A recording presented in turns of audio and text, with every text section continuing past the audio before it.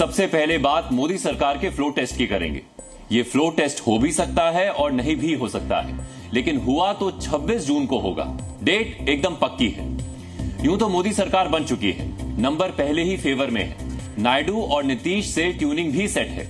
फिर भी flow test के 50-50 चांसेस इसलिए बने हुए हैं क्योंकि मामला नए स्पीकर का है। सवाल है, क्या लोकसभा स्पीकर पर पुरानी परंपराएं टूटेंगी?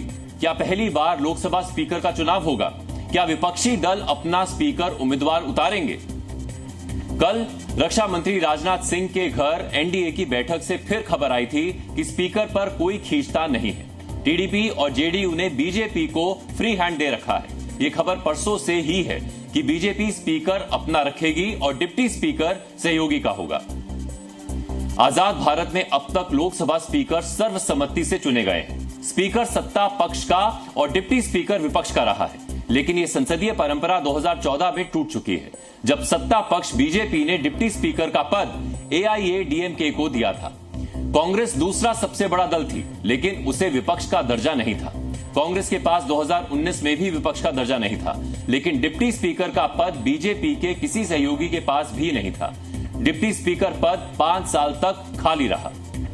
18वीं लोकसभा में कांग्रेस मुख्य विपक्षी दल है और इसलिए शर्त रख रही है कि डिप्टी स्पीकर का पद उसे दिया जाए, वरना वो स्पीकर को चैलेंज करेगी। यहां चैलेंज का सीधा मतलब है स्पीकर पर वोटिंग। टीडीपी को स्पीकर के लिए उकसाने में फेल रहने के बाद विपक्ष ने अब डिप्टी स्पीकर वाला रूट पकड़ा है। क्या लगता है सर्वसम्मति से स्पीकर चुन पाएगी बीजेपी?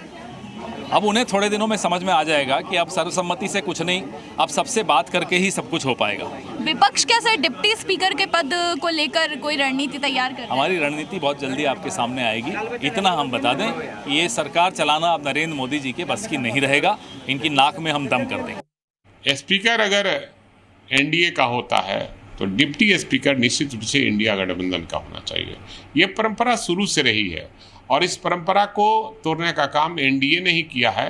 फिर इस परंपरा को फिर से लागू करना चाहिए, क्योंकि एक पक्ष एक विपक्ष का भी रहना चाहिए। और अगर विपक्ष ने स्पीकर के लिए उम्मीदवार उतारा तो वो मोदी सरकार का पहला शक्ति परीक्षण होगा।